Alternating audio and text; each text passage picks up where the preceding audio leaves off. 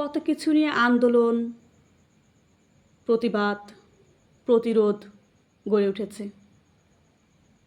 আচ্ছা,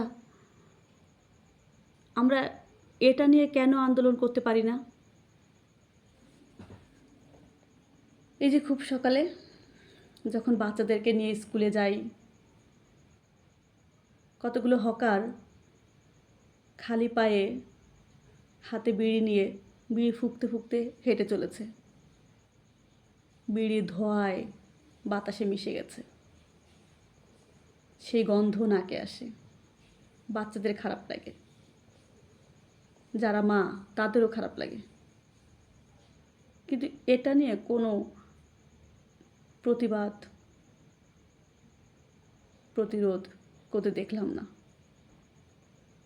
আফসোস, রাস্তায় ঘাটে যারা বিড়ি সিগারেট খায়, সেই ধোঁয়া যে কত ক্ষতিকর